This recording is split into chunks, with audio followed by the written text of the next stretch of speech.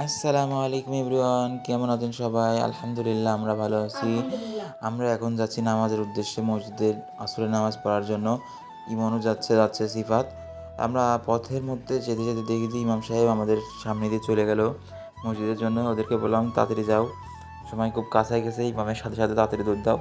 ওরা বললো আস্তে আস্তে যাই, আস্তে আস্তে গেলেই নাকি সব বেশি হয়, সে কারণে ওরা আস্তে আস্তে যাচ্ছিল।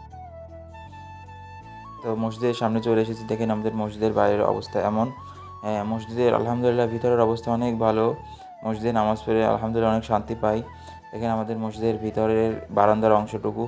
এখন আমরা মসজিদের ভিতরের অংশটুকু দেখেন। মসজিদের ভিতরে মোবাইল অন করা যাবে না। দেখেন আমরা মসজিদের নামাজ শেষ করে বেরোয় গেছি। সিফাত বলেছে ভাই এখন কী করবো? আমি বললাম ইমন ভাই, বলে ওই যে সামনের দিকে দেখেন মসজিদের রাস্তা দিয়ে ধান চলে আসছিল। তখন সিফাত ধান গাড়ির ভ্যান থেকে ওরা ধান ছিললো এবং বলে ভাই দেখেন তো ধান। আলহামদুলিল্লাহ গতবারের তুলনায় এবারে ধানগুলো মনে হয় আশা করা যায় অনেক ভালো হয়েছে।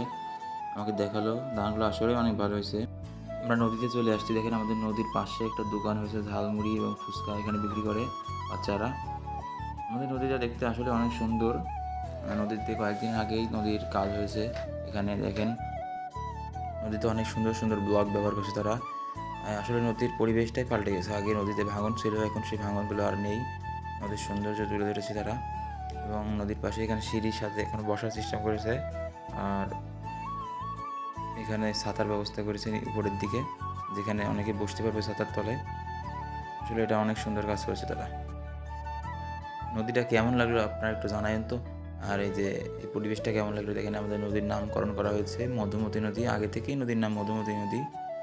আর এটা দেখতেছিলাম, আর ছোটো ভাই সিফাত বললো যে ভাই আমার একটু ভিডিও করো না।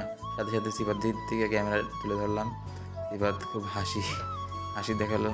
দেখেন আমাদের যে পুরনো একটা মসজিদ আছে আমাদের এলাকায়, আমরা যে মসজিদে নামাজ পড়লাম ওটা আমাদের নতুন মসজিদ, এটা আমাদের পুরাতন মসজিদ।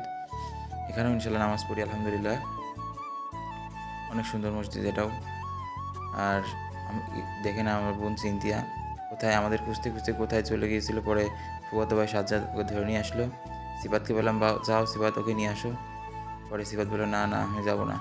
বললাম যা না ভাই। পরে দেখেন সিফাতকে কেমনি করে ধরছে সাজ্জাদ ভাই, ওকে ধরে আটকে রাখছে। আর ভিডিওটা কেমন হলো আশা করি জানাবেন। যদি ভালো লাগে অবশ্যই লাইক করবেন। আসসালামু আলাইকুম।